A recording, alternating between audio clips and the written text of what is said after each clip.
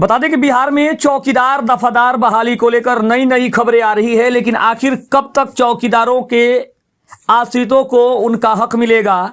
क्या चिराग पासवान इस इंतजार को खत्म करेंगे? चिराग पासवान ने मोर्चा संभाल तो लिया है, लेकिन आखिर यह इंतजार और कितना लंबा होगा? ये आश्रितों के सवाल हैं, ये उन परिवारों के सवाल हैं जो अभी भी उस उम्मीद में बैठे हुए हैं कि उनका हक उन्हें जरूर मिलेगा।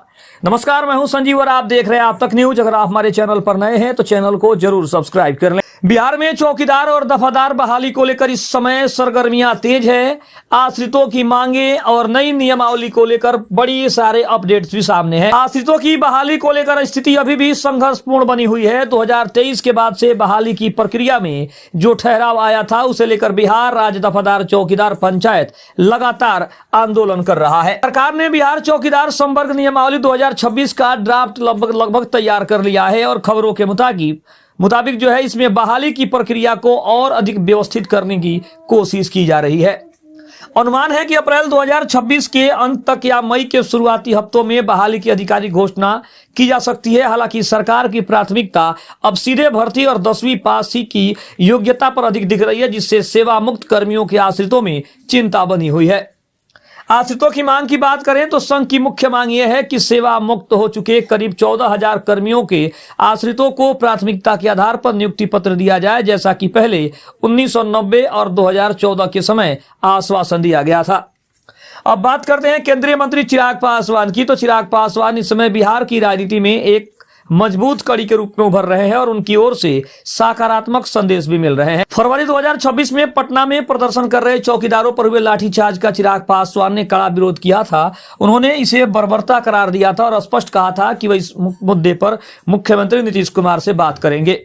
चिराग पासवान ने सार्वजनिक रूप से स्वीकार किया है कि चौकीदार गांव के प्रहरी हैं और उनकी मांगे जायज है। जो भी वो मांग कर रहे हैं उनकी मांगों को पूरा किया जाना चाहिए, क्योंकि चिराग पासवान वर्तमान में केंद्र में मंत्री हैं और बिहार सरकार में उनकी पार्टी एनडीए की सहयोगी है। इसलिए कर्मियों को उम्मीद है कि उनका दबाव सरकार को अनुकंपा के आधार पर बहाली या आश्रितों को प्राथमिकता देने पर मजबूर कर सकता है। नई सरकार जो है वो नई नियमावली के जरिए भर्ती का रास्ता तो साफ कर रही है, लेकिन आश्रितों की नौकरी के बदले नौकरी वाली मांग पर अंतिम फैसला मुख्यमंत्री और चिराग पासवान जैसे एनडीए के सहयोगियों के बीच होने वाली बातचीत पर निर्भर कर रहा है।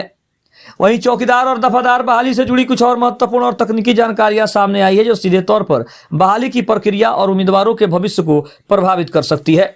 बिहार सरकार संवर्ग नियमावली 2026 लागू करने के बारे में सोच रही है और इसके तहत कुछ बड़े बदलाव भी प्रस्तावित किए गए हैं।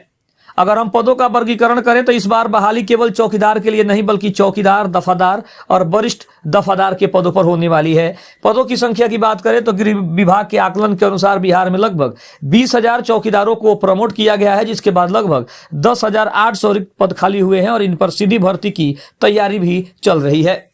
वहीं परीक्षा के प्रारूप की बात करें तो बहाली अब केवल इंटरव्यू या पैरवी पर नहीं होगी। 75 अंकों की लिखित परीक्षा होगी और शारीरिक दक्षता अनिवार्य होगा। वहीं अगर बात हम करें तो चिराग पासवान ने इस मुद्दे पर जो हालिया स्टैंड लिया है वो आश्रितों के लिए उम्मीद जगा रहा है। फरवरी और मार्च 2026 में हुए आंदोलनों के दौरान कई कर्मियों पर मुकदमे दर्ज किए गए थे। चिराग पासवान ने मांग की है कि इन मुकदमों को वापस लिया जाए और बर्बरता करने वाले अधिकारियों पर कड़ी कार्रवाई हो। चिराग पासवान के विधायक और मंत्री संजय पासवान भी इस मुद्दे पर सक्रिय हैं। उन्होंने भी संकेत दिया है कि सरकार एक ऐसी बीच की रास्ता निकाल सकती है जिससे पुराने आश्रितों को बोनस अंक या विशेष छूट दी जा सके। सरकार चाहती है कि 10वीं पास युवाओं की फ्रेश बहाली हो ताकि पुलिसिंग व्यवस्था आधुनिक हो सके। अनुकंपा बनाम सीधी भर्ती का विवाद यहीं से शुरू हो रहा है। बिहार राज्य दफादार चौकीदार पंचायत का कहना है कि 2014 के वादे के अनुसार जिन कर्मियों ने स्वेच्छा से सेवानिवृत्ति ली थी, उनके बच्चों को नौकरी मिलनी ही चाहिए। आने वाले हफ्तों में गृह विभाग इस नियमावली को कैबिनेट से मंजूर करवाकर विज्ञापन जारी कर सकता है। अगर आपके परिचित इसमें आवेदन करना चाहते हैं तो 10वीं के सर्टिफिकेट और आवासीय प्रमाण पत्र तैयार रखना फायदेमंद हो सकता है। खबर आपको अच्छी लगे तो चैनल को जरूर सब्सक्राइब करिएगा। तब तक के लिए धन्यवाद। जय हिंद, जय भारत।